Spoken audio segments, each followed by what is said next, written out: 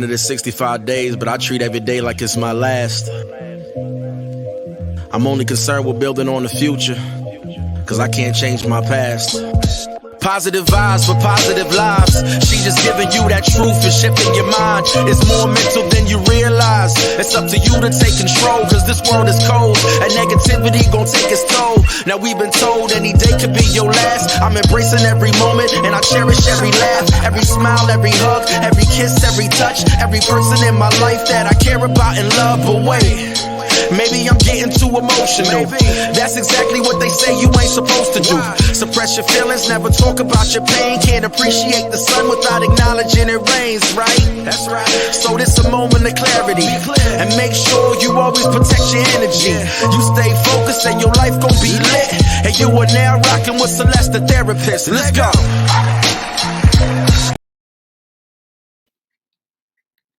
Hi, beautiful people.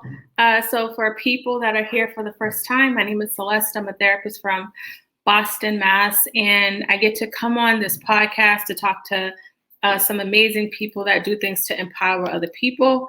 But once a month, my good friend Jeff and I come on and we answer your questions about relationships. I'm actually going to add him to the stream now. I'm not really sure what kind of mood he's in, but we'll figure it out together. Hi, Jeff. How are you?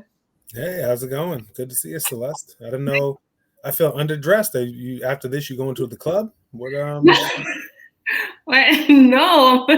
Right. For those that are listening instead of watching, Celeste is. I don't know. I took my hair out. Well, there's that, but I don't know. A little provocative. I didn't. All right. Keep it up. Why do we got to start off this way? Good to see you. Great to see you. Nice to see you as well. So, Jeff, executive coach, can you introduce yourself to my audience, please? Sure. I'm Jeff. I'm an executive coach, organizational coach, facilitator. Basically, I help people make change in their life, right? It's very easy to kind of talk about where you want to be, but I help people. Sometimes you got to renovate yourself, and it's oftentimes we know what we want, or we have some vague idea what we want, but the goal is to actually get there, right? So it's easy to say I'm going to start going to bed early, but it's another thing you find yourself hitting. Are you still watching Netflix? Yes, it's 2:50 in the morning, right? Or you say, oh, I'm gonna get my summer body, but then the summer passed and you realize, man, so it's that. But whether it's your career, life, whatever it is, I help people dig down, strip themselves to the studs, and rebuild. I have to say, Netflix is one of the only areas where I still struggle with.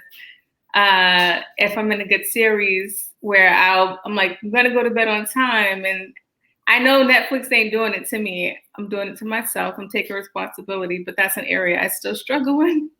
Exactly, and at night you feel like I'll still sleep until 9:20, and then that'll still give me time, right? And then in the morning you say, God damn it, night Celeste, I hate you. And that comes from something called hyperbolic discounting, right? In other words, we as humans have a tendency to value things in the present way more than the future. And so that you estimate that I'll feel basically fine tomorrow. 6 hours of sleep is plenty. Right? I'll steal an hour from tomorrow and use it tonight because I value tonight more than tomorrow. But when tomorrow comes, you go, God damn it. And that's the same thing. Oh, I value eating ice cream right now more than I value being fit in the future. Right? So basically like taking the short money now versus the long money in the future. And so we all have that tendency, and you have to find workarounds in order not to do that to yourself, because your present self will always screw your future self if you let them. And we have a couple of questions, but before I ask that, I want to know what, because you just said people will take the short-term thing versus the long-term. For someone that it may hit, like I do actually do that. I do take the short-term gratification. Like what ways do you kind of help people like reframe that and really work through that mindset? Right. Well, here goes a simple one. Let's say you knew that you wanted to clean your room this weekend. Right? You knew, man, this place, I really want to do some cleaning. But that day comes and, man, I just don't feel like it. Celeste, I just don't feel, sometimes you just don't feel like it. Well, guess what? Is the you of next week going to love cleaning either? right? Is that how is it that you usually love cleaning, or is it that cleaning is always a chore? Because if future you isn't going to like cleaning any more than present you, then the only difference is whether or not you're going to have a clean house this week or clean room this week, right? So you're not actually getting a discount. You're cheating yourself out of a clean house throughout the week because it feels better to live clean, right? So that's one way to reframe it in your mind. And I do this myself. I think, is the Jeff of the future going to want to do this? Sometimes that happens where you go, I do feel like doing something, but not today. But usually it's, I only want to do the things I want to do, and that will always continue. I'll never prefer a salad to ice cream. Ice cream sundae is the universal dessert. Salad's not a dessert. So it's just a question of, if this isn't going to get any easier, might as well start now. Make sense? Yeah, it makes sense, because you're going to do it anyway or you continue to complain. So there you go. So kind of reframing that. I like, a lot of people love the way you put things together. I have people who don't, in my personal life, who's like, yeah, I know how you are, Celeste. I don't really listen to your podcast, but when you and Jeff come on, I listen to you, Jeff. I would never admit that on my own podcast, but thank you. What a compliment. I appreciate those of you who are listening that don't usually listen. You better listen all the time. No, it's like people that really know me because they know how I am. So, right. Listen, right. Like my family isn't like, oh, let me get Jeff's advice. So I know. All right. So I have a couple of questions. I'm gonna use this one first. I'll allow you to chime in on this one first. Let me just add my comments. And as always, we say, I haven't seen these. Right? I don't know what they're going to say or anything. Okay, so I'll do part of it and then the other part. Wait, I think maybe Facebook. Oh, Facebook will put the whole thing on. So I'll read it and then you can go for it. I have a friend who has a baby outside of his relationship. I am in an effed up position because I really like his girl and have known her for a long time. I told my boy he really effed up. He wants me to be a part of this new kid's life, and I don't know what to do. I told him to let me think about it. Right. So reading this, so this is written, and I like that it's written in hood speak, but so we don't know here. I think this is implying that, so, the friend, so there's the writer and the friend, okay?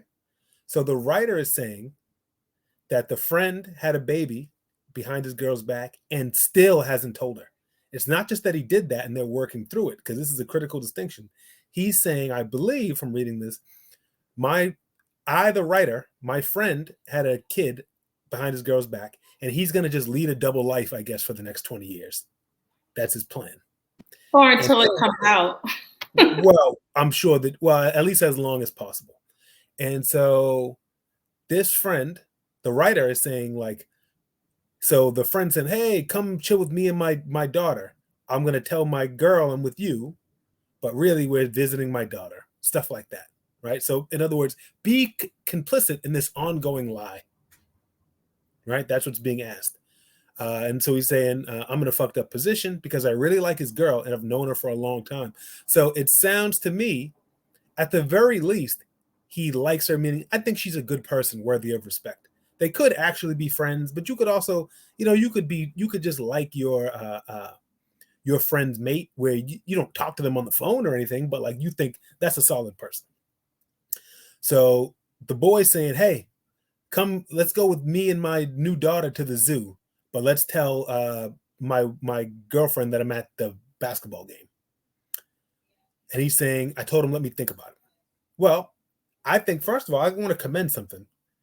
You actually aired your reservations to some degree to say, let me think about it. Because you could have just said yes, kind of implicitly gone along. Right? So I actually think that's more than a lot of people would do. Don't you think, Celeste? To say, he says, hey, come meet my daughter. And he actually said, I don't know if I can do that. So I think that's pretty ill. So you've already shown yourself to be a person of integrity, and you've telegraphed that to your friend. Celeste, I got to tell you, until you agree to lie for somebody, you haven't agreed to lie for them.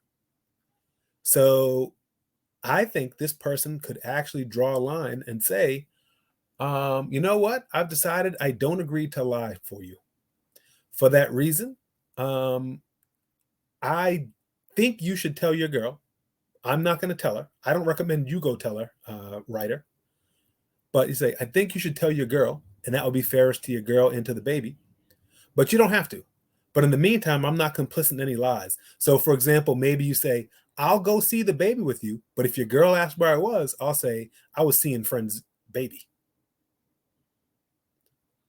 Do you see what I'm saying? Or you could say you don't want me to say that. So then it'll be your choice that I won't be around the baby. But the one thing I don't agree to do is compromise my integrity.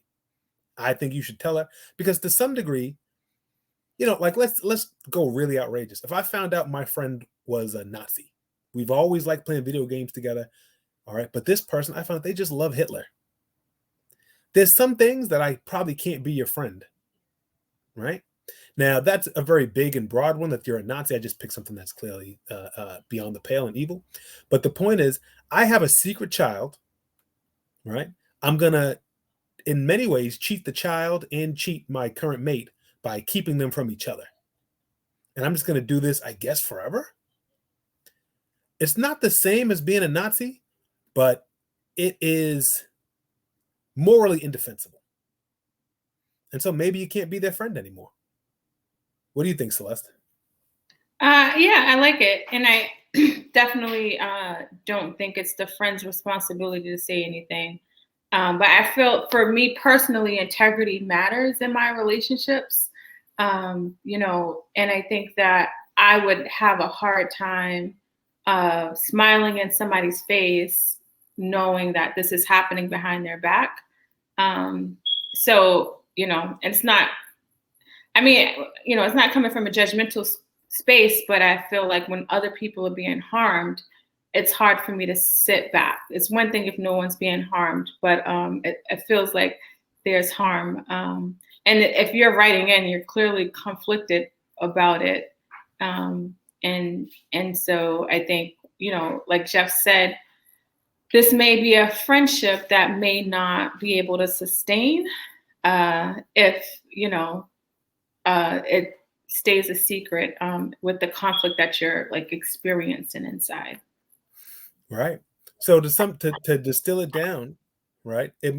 The conflict, you're not saying, I don't know how you feel about this, writer, but you're not saying I can't be your friend because you had a baby outside of your relationship. Because actually that happened in a split second, meaning there was 1 second where that egg went from unfertilized to fertilized. That's a one-time decision.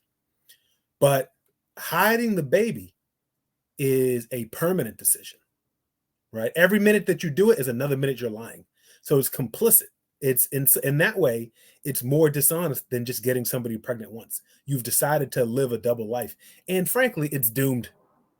Every once in a while, some guy pulls it off and he has a family in Boston and a family in Worcester and he's a traveling salesman. But really, that's not something that people pull off for any amount of time, generally, right? You spread thin. It's just getting harder and harder. There's virtually no way to be a good parent while you're doing it. So if you care about that at all, you're watching your friend only see his baby, once a month for an hour because he has to explain where he is all the time. Why does he have glitter in his back seat and a car seat in the trunk? Do you know what I mean? It's nonsense. So I would say that the real choice is it's basically, hey, I thought about it and it doesn't seem possible for us to have a strong friendship as long as you're keeping this lie up. I would rather support you as a friend through coming clean than I would, but I refuse to support you with this lie. Yeah, I like that. One of the audience members was saying, you tell her, I'll tell her when she finds out, and know that you knew. That's it. What do you think the hard thing about going, what do you think about going that route for somebody that has this issue? Right. I think that's an overstep. And I'll tell you why. Because it's different not being complicit. So complicit means I stood by while you did something, right? And I went along. It's like being when your friends rob a bank and you just in the back seat. I'm saying, tell them if you try to rob this bank, I'm getting out the car. You're saying, letter writer, go to the police and turn them in. And I actually think that's too strong. not because of what this guy deserves or doesn't deserve. There's a degree to which it's not your business. Do you know what I mean? It's his life and his decisions to make, but you're saying I can be friends with somebody who makes X decision, but not someone who makes Y decision. I can maintain my integrity while you come clean and say, hey, I didn't tell you, I didn't know how, but I'm telling you now, and come what may. Maybe we can stay together, but if you don't want to, I get it. Or you could say, I don't want to be your friend anymore. I'm just going to keep this secret until it blows up. But the only integrity you have is to say, like, look, I'm not like down with this. So I don't think they should go and tell. I get why someone would say that because they find this an egregious violation, which I think it is too. But I don't think that you should tell on them, not like snitches get stitches or nothing like that, but literally what Celeste and I are talking about is about your relationship, writer to friend. Telling becomes about their relationship, friend to girlfriend. You're not in that one. You're in the writer to friend relationship. So that's why. Make sense? Yeah, no, that makes a lot of sense. Thank you for explaining that. So hopefully that helps. But at the end of the day, you have to do what works for you. And sometimes the things that work for us may feel harmful for the other party, or, but at the end of the day, you have to live with your decisions. I really like that writer telling the friend, I got to think about it. I got to think about that. Really shows you got some good moral instincts, because I think most people would be like, well, I mean, like, you just end up going along with it. You know what I mean? And you realize later, like, ugh, now I'm tied up in this ugly thing.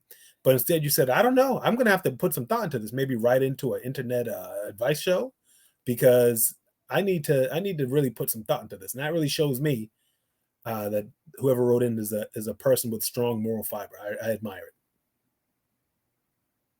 Yeah, I agree.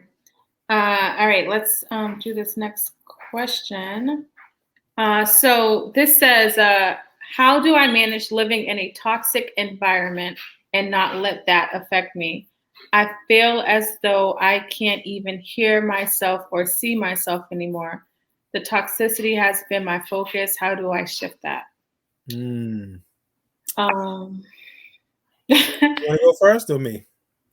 Yeah, I'll go first. Sure. So this is like so hard because I don't know the dynamics of the toxicity. Not that it matters. So if it's like kids, or if it's like a parent or a spouse, I don't know.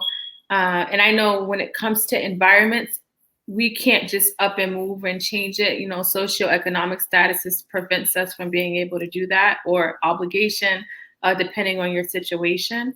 And so one of the things that you have been able to identify is that the environment is not the best for you, for whatever reason that is. And when I run into this with people, I talk a lot about utilizing choices that are going to work for you, like kind of creating an environment that works for you with the things that you do, what you choose to listen to, how you choose to spend your time. If you're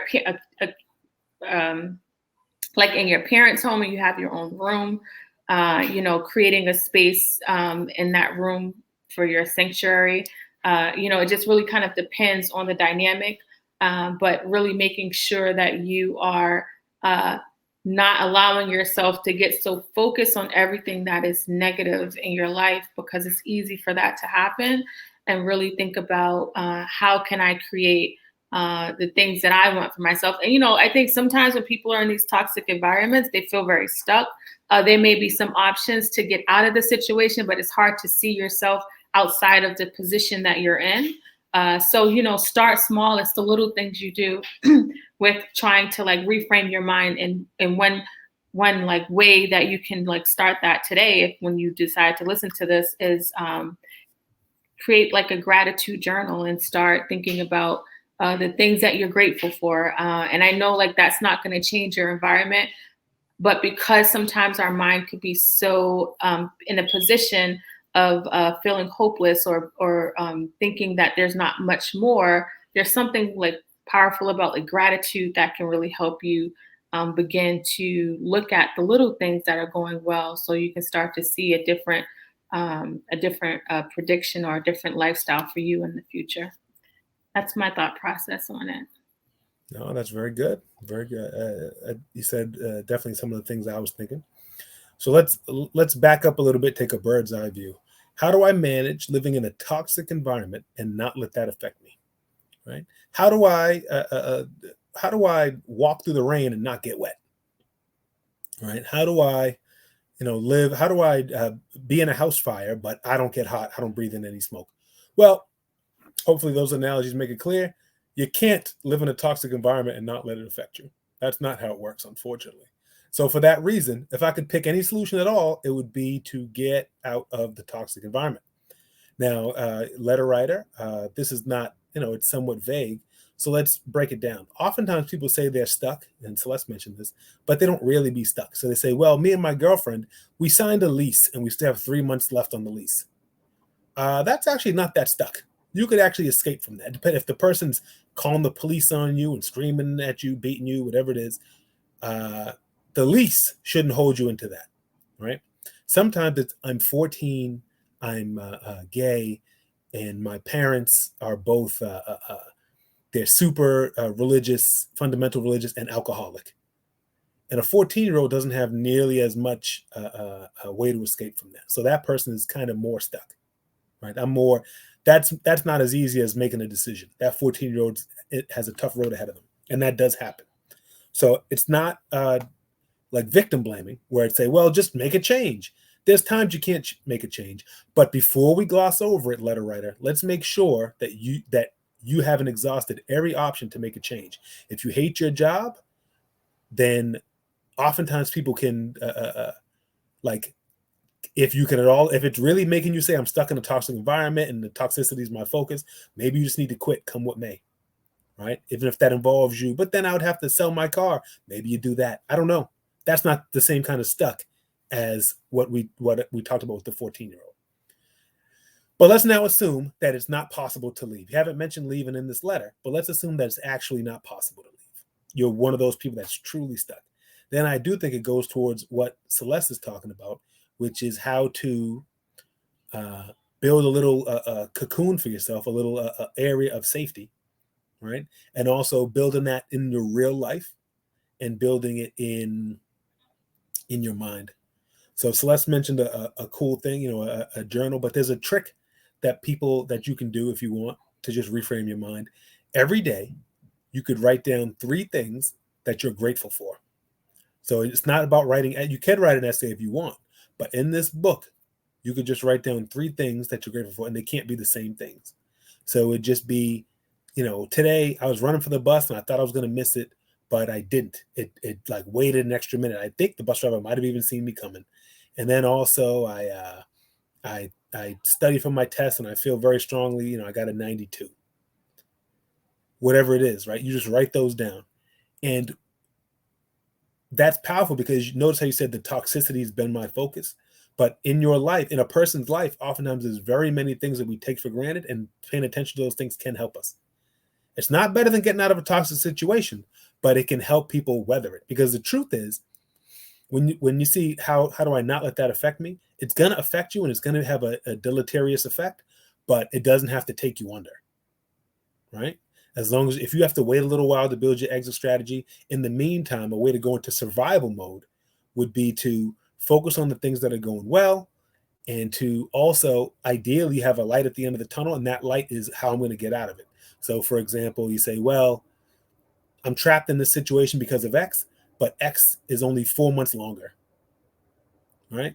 Now that doesn't work for stuff like my mate is, they have a substance abuse problem, but they promised me they'll go to rehab December. No, that's not that. That's not a good thing. But I mean more of something like, well, my last chemo treatment is in October, which is like finite. You know what I mean? Something that's not based on other people changing, but something that's based on the reality of your situation.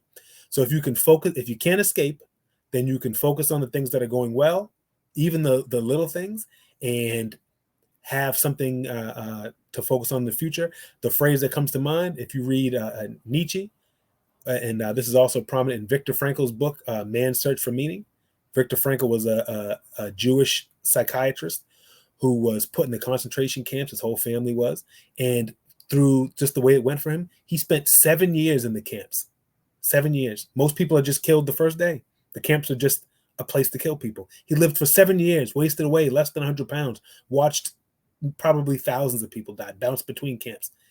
A phrase says over and over again, when a person, well, he says, when a man has their why, they can survive anyhow. Right? And so when I say a light at the end of the tunnel, when you have your why am I getting up? What am I doing? What's my purpose? What's my meaning? When you have that to focus on, everything else is just a means to get there. And so if I can recommend things, it would be to write down what you're grateful for and what went well, and to make sure that you know your meaning. Why are you continuing to live? And if you could do anything else, if Viktor Frankl could have got out of those camps, he should have done that, but he couldn't get out. If you're not in a concentration camp, then think very heavily about whether or not you really couldn't just get out of this. Wow. I love the fact that two of us get to read it, because I completely glossed over the part, not let it affect me. And I think when you write that, that means you're going against the reality of the fact that it is affecting you. And so facing it head on is a major key to dealing with an issue in front of you. Do people know the movie Taken? I'm sure most people do. Yeah, that's my guy. Yeah. One of my favorite parts. So the movie, it's made just to make men. It's just like a pure man movie. Like, oh, one guy takes on the mob. But there's a part of it. His daughter, he's such an overprotective dad. Everyone's telling him, oh, dad. His daughter's, she won't call him. She's going to tour Europe. But actually, within like an hour of getting there, the Albanian mob is about to human traffic her. She's been there for like an hour and a half. Ridiculous. She happens to be on the phone with her dad. Suddenly she's panicking. Dad, they're coming. They took Lisa. And he goes, all right, do this, do that. Now, I want you to get on the bed. Now, this part's hard. They're going to take you. And that's like the dramatic part. But the fact that in that moment, it's so heavy, you think he's going to say, do this, do that, and go out the window. He knew from here, all I can do is triage. Getting taken by these human traffickers, you're not going to get away from them. So do this, do that. He tells her, like, describe them as the phone's on, so I have something to go on. But his acceptance in that moment is iller than if he said, climb in the bathroom shaft and climb out of this, desperately pretending that what's true was your 17-year-old daughter is not beating the Albanian mob by herself. So in that same way, how can I live in the place and everyone here is a drug addict and they steal from me and then we get in fistfights? How can I not let that affect me? It's going to affect you. It just is, man. So what are you going to do? That's what we're talking about. Yeah, that's really good. That's a really good analogy. And the fact that you can't, if you're struggling with what Jeff said about the why part, like trying to figure out your why, the fact that you're not able to hear yourself, and these are just like 3 sentences, but I can tell the pain in the sentences, but the fact that you can't hear yourself and see yourself anymore, where you feel like you're losing yourself, but you're not lost. You are still you're still here. And so let that be your why, is that you want to be you. And I think that's a good start. Right. Well, and I know I'm hammering this point, but it's very important. You say, I can't hear myself. I can't hear myself. I can't see myself. Sounds like an emergency to me. I remember one time there was a car accident outside my house. I went outside and the person was smashed up. Like, I mean their car was smashed. Their airbag had gone off. And so they were dazed. And they were young too. Like maybe 17 or something like that. And I said, like, this is I'm dating myself here, but I said, like, oh, have you, okay. I'm talking to him. I said, okay, you're going to be all right. Oh, my face hurts. Well, yeah, the airbag did that, but that means it saved you. So I'm glad that it went off. Hey, is there somebody you can call, like your mom or something? I said, yeah, but she only says call her at emergencies. I said, well, this probably qualifies. In the same way, you see, I'm trapped. I can't hear myself or feel myself, see myself anymore. Well, sounds like an emergency to me. So if there's anything you can do to pull the escape hatch and leave that situation, you should do that. If it's a job or a relationship, sounds like you just leave it. Mm-hmm. So if you have to take a loss, how much can the loss be worse than I can't hear myself or see myself? So yeah, but if I leave, it's going to cost me $1,500. Is that worse than I can't hear myself or see myself? I'll tell you what, give me $1,500 and you'll be able to hear yourself and see yourself tomorrow. Deal? Then make that deal. I don't know your life, but a far more common occurrence than someone being trapped is someone feeling trapped and not realizing that the gate is not locked. They just have to push it. Mm-hmm. Mm-hmm. There you go. That feeling trap, that feeling part, I think, it just weighs so many people down in this situation, but in every situation, it's that, really trying to add some logic to it. And the only way to do that for people that are like listening is by asking yourself hard questions, making decisions that don't feel good in the moment, but long term, it'll look different. So nothing happens overnight, and but you got to try to put one foot in front of the other if that's what you really want. Agreed. Celeste, was there a comment? Did I see a comment flash? Well, besides a beard stroke that was well deserved. Oh, okay, I didn't see that, but yeah. All right, yep. Stroke my beard, yeah. Oh, and then she's also triggered. Yeah, because we can see this. I don't know what you said that Black girls getting their stuff together, whatever. I know that. I don't know what you said that specifically to triggered, but we've all done this before. The idea. You say like I gotta stick with this thing. If I don't, the warranty ran out or some reason where it's like, no, just who cares? You know what I mean? You stick with something, just eat it. Eat the loss and walk away. If I can't hear myself or see myself. That's a lot, yeah. It's hard for me to imagine something that's worth. We go, yeah, but you gotta stick it out. You need that. You need that letter of recommendation. No, you'll do better at hearing yourself and seeing yourself. I agree. I want to end it. I want to try to talk about a topic at the end of each segment. Unrealistic and realistic expectations in relationships. Sure. What are your thoughts about when it comes to a relationship that people are in, or thinking about romantic relationships? What are realistic things that people can think about having in a relationship? This is a big one, I think, in Western society or American society, because I think people have unrealistic expectations on average. Okay. Do you know that, in India, for example, we think about them having arranged marriages, right? Literally, your parents just decide you're going to marry this other kid or this other young person because it just makes sense. Their family and our family, they have a mustard company, we have a ketchup company, and together we'll team up and be better. It was like that back in the day. I was watching something about it was really like that in some right. Yeah. Right. No, but that's how it is right now in India or many places, but I'm just going to use India, right? Arranged marriages. Their divorce rate isn't any worse than ours. Okay. Now, they have feelings, they're human beings, they have love too, and they do have divorce. But when you talk to a lot of the couples, they are happy. But one of the things that they have, the arranged marriage does for them, they don't think that other person is the magic best person in the whole universe for them. They don't think that. They don't put that on them. They don't say, well, Celeste, Celeste, you and me are going to get married, and you're going to be, my lover, my best friend, my confidant, my coach when I'm off my game. We're going to do everything together. We need to have hobbies. And also we should start a business together. And also and why don't we just sew ourselves together like human centipede? Horrible.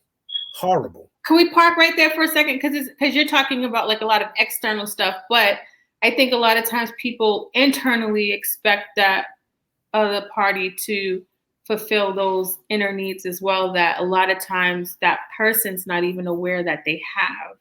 Right. Well, because it just goes without saying.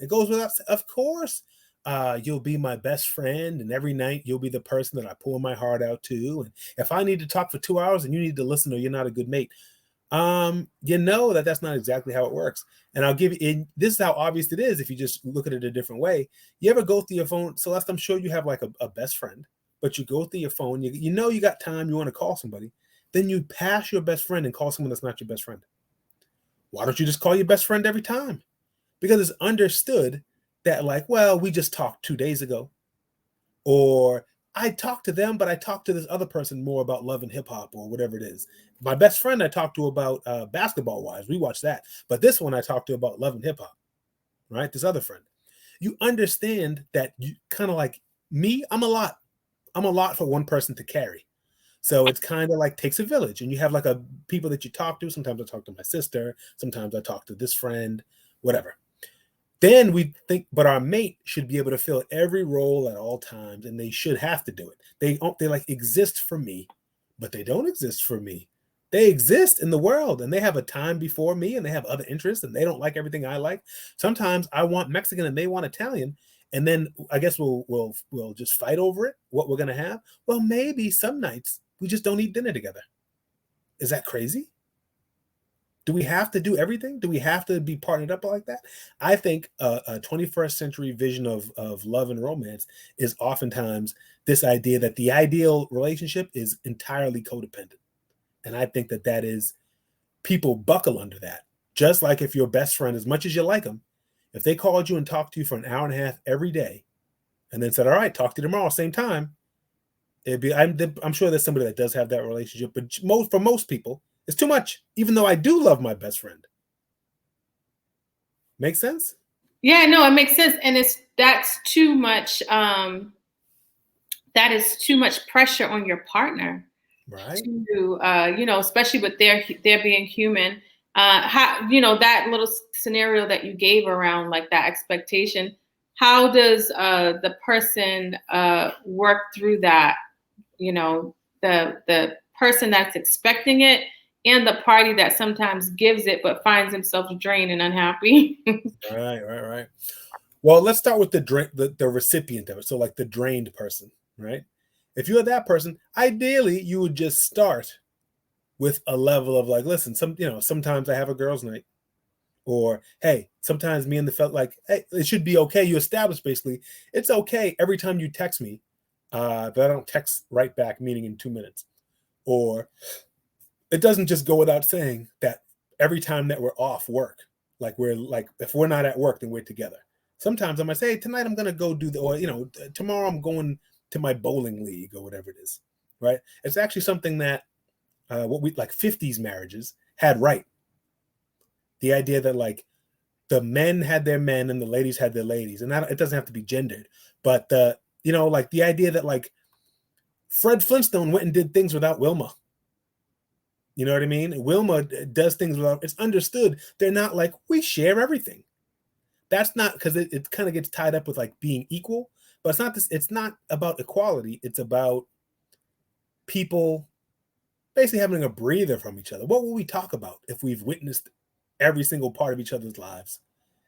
And so you draw that boundary. If you haven't, it's time to start and say, hey, listen, I acknowledge that if you're in a relationship that has that level of codependence, this is going to be tricky.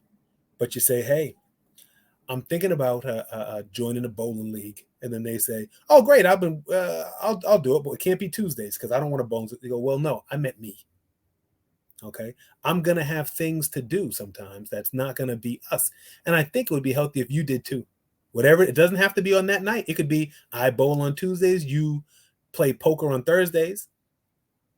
But like we need to make sure that we're not draining each other. I acknowledge that could be, some people may have a level of codependence where they can't accept that. And it could be an area of contention in a relationship. But the alternative is we stay together every night, and then that's an area of contention because I'm going to jump out of a window if I have to do this, if I'm trapped like this for the rest of my life. And if you're the person that is the one that's pushing for more and more and more, I just love you so much, and really look and wonder, is it all love, or some of it may be a fear of abandonment? Some of it really may be possession, or the idea that if someone's enjoying their time with somebody else, they'll realize that you're not all you're cracked up to be, and therefore they're going to leave you. And not just that leaving, I mean, that part, but a lot of like abandonment, that word abandonment is something I struggled with. And I think that if you don't deal with the things that you've struggled with, it's gonna be exposed in your relationship. So the feeling of that person leaving, they may not have done anything wrong in the past, but the leaving part brings up this emotion that is attached to a 10-year-old when somebody left, when something happened, that same emotion is there. And because your mind doesn't have concept of time, it's putting you in high alert, like, oh, we got to protect ourselves. And in this case, it's not no needing protection. So sometimes, like, when you process those inner child wounds that you've like struggled with, you may still feel that pain that when that person leaves, but you don't have to always respond to it or always look to that person to fulfill that void. So I think like that's important to really think about, because there's so many people that want to be in relationships, but they're really struggling. And I think a lot of it is like really unrealistic kind of expectations about what it should look like. Right. People say stuff like, when I find the right person, it'll be easy and we'll just we'll just do that thing where you hold hands and twirl and lean backwards and it'll play that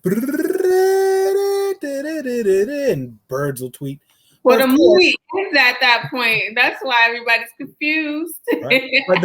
But no matter who it is, if you think Michelle Obama and Barack Obama are the best couple, here's one thing I guarantee you. They don't always agree and they argue. I guarantee you that. I guarantee you that sometimes one of them says something and the other one goes like, what? Right? And it happens. Now, I don't know. I don't think you should set your eyes on any one couple. Remember, people used to say Will and Jada was the best thing ever. And then that comes crashing down. It's funny. They had unrealistic expectations of Will and Jada. The idea that they're going to be perfect for me. Jay-Z and Beyonce, they're going to be perfect for me. It is work, whoever it is. People aren't like a character in your story.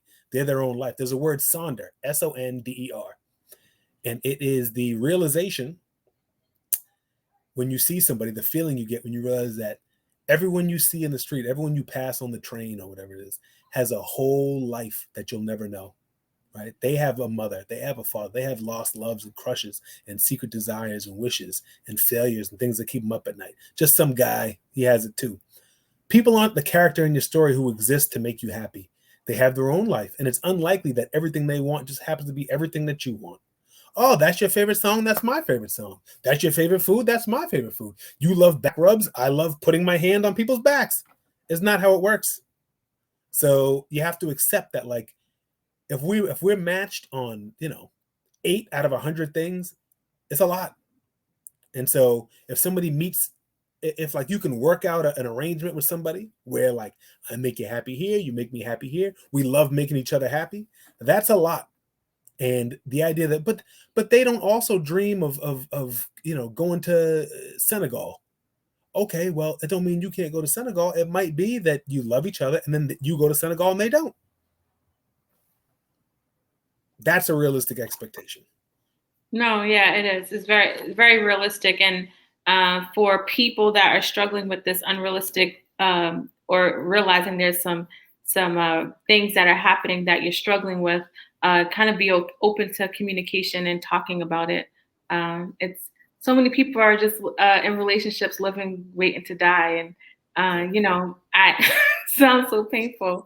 But it's true. And, I don't like doing couples therapy. I got out of that game because people came to me on their last straw. But I actually fix us. She chased me with a hatchet and I burned all of her dead mother's pictures. Fix us. I cannot, because that's not fixable. Y'all are a wrap. My diagnosis, wrap. Wrap it up, please. So I'm out of that game. I knew what I could do and not do. That's something I just stopped doing. But I do enjoy talking about relationships because I struggle in my relationship because of me and the way I thought about things. And I think a lot of times, like when Jeff gave the train example, you see things that appear to be better than what you have because you're so focused on what you don't have. And just same way we just talked about the person in the toxic environment, who like their whole life, all they're thinking about is toxicity. And so, the same example Jeff gave around like trying to like do the gratitude thing, if your relationship you want to work on, start looking at what is going well in the relationship, because it's easy to see the things in a negative way all the time if that's the only thing that you're focusing on. Right. Celeste, let me ask you a question. Can you tell me, when I say Charlie Sheen, what comes to your mind? Drugs. Drugs, right? Charlie Sheen, he's famous. He talked about he basically had like a weeks-long manic episode. He's famously does all types of drugs and stuff like that. Charlie Sheen has an Oscar, an Emmy. He's actually an active father who pushes for custody. He clearly is successful, right? Made millions of dollars, but he's also had like critical acclaim in acting performances. He has a family support system, natural supports, his dad, his brother, at the very least. But when we say Charlie Sheen, you think about drugs. Not you. I know you was going to say, everyone says that. Because we get so focused on the negative. Charlie Sheen got more stuff going for him than 99% of the people you'll ever meet. But all you can think about when you think about him is drugs. So to be strength-based and to take a strength-based approach is to make sure that you're intentionally remembering all the strengths that, let's say, Charlie Sheen has, right? And sometimes I'm talking about how you treat somebody else.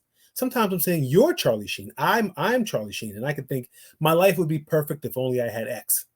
But I'm ignoring all the other 25 letters of the alphabet that I do have because I'm just focused on what I don't have, right? And so that you got to be strength-based with each other and yourself. That's not the same as being in denial, but Charlie Sheen got a lot going for him. And the solution for his life, for example, his problem with drugs, is not, well, you're just an addict. Okay, he's that. But you know what else he is? He's somebody with natural supports. Maybe bringing his father and brother in might help him. Or he's somebody with financial resources. Maybe we can harness that. He's somebody who's talented, and maybe he can find his new purpose in putting those talents to use. Maybe he becomes a youth camp acting coach. Maybe it's not that he's in movies. Maybe he does that, and that helps him. Instead of just focusing on the one bad thing and letting that block out the sun like an eclipse. The moon is a quarter the size of the earth, and the sun is 1,000,000 times the size of the earth. So the moon is 4 million times smaller than the sun, but it blocks it out if we look at it from the wrong perspective. So let's look at that sun and not that moon. I love that. That's so good. The last thing I want to ask you, because this is an important point. Sure. If I eat at a restaurant 50 times, the 50th time I get food sick, more likely than not, I'm not going to go back to that restaurant. Why is it that like negative news or the negative thing sticks out for people more? Because I don't think people understand how powerful it is and the importance of being intentional because this is the thing that happens. Right. So humans actually have, it's a known thing, a negativity bias. Right. So we're more prone to have a negative thing etched in our memory than a positive thing. Right. So, if I tell you, like, describe a good vacation you went, oftentimes it's kind of a blur. You have a good feelings from it.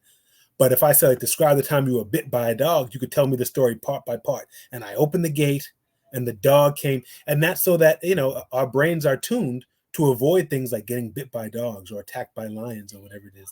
But it has the ancillary effect of making us into Eeyore a little bit, right?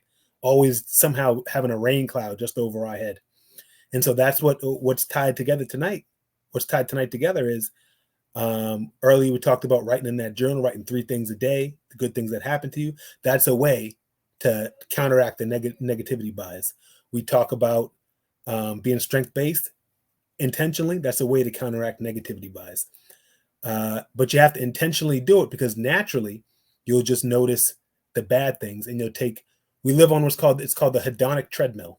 Okay. Hedonic hedonism, or like it comes from the Greek word for like happy. Right. And so hedonic treadmill is the idea that we're on a treadmill of happiness. Celeste, if I told you, 15-year-old you, one day that you'll be a therapist, and you'll make whatever money you make, but think about what it sounds like to a 15-year-old, right? And you'll have a car and a house and you have a show, you'd be like, well, Jesus Christ, the Celeste has lived all her dreams. But day to day, you feel like things are okay. They're good, but, could be better. You're not thrilled like that 15-year-old thinks you'd be, right? That's because the hedonic treadmill. Oprah's not thrilled either. She has $6 billion, but she isn't really much happier than you or me, because whatever happens, you'll just adjust to it. And then one bad thing happens, you go, Jesus Christ, my day's ruined.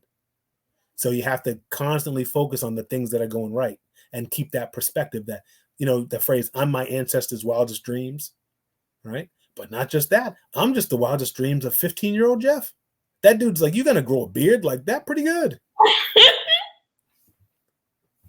I used to have a little sleazy little goatee. I figured that when you just made that comment, you was probably struggling back in the day. As a teenager, I used to, real talk, I would go to Walgreens and steal a black eyeliner, and then I would like make my mustache darker. That's something I did as like a 14, 15-year-old. Okay. Thank you for sharing. Thank you for sharing that. And also, I just kind of want to end it with just, what Jeff talked about and the importance of like kind of being intentional about the gratitude and stuff, because everything that's happening in society, if we're not attuned to the things that we can do, this writer talked about a toxic environment. I feel like we kind of live in a toxic environment sometimes if you're in America. So, the same concept applies, for some people that live in cold weather states. Winter's coming, seasonal depression it may hit. Like, there's so many different changes happening. And like I said at the beginning of the pandemic, is thinking about what do I have within my control that I can use, and what can I do and not succumb to society. And so, like, I feel like we succumb to society when we wake up and we're not mindful and intentional on the things that we're doing with our life. And it's not about, what you have. I know sometimes those things can make it a little bit easier. But if you don't have some access to certain things, really like try to focus and think about, well, what do I have access to right now?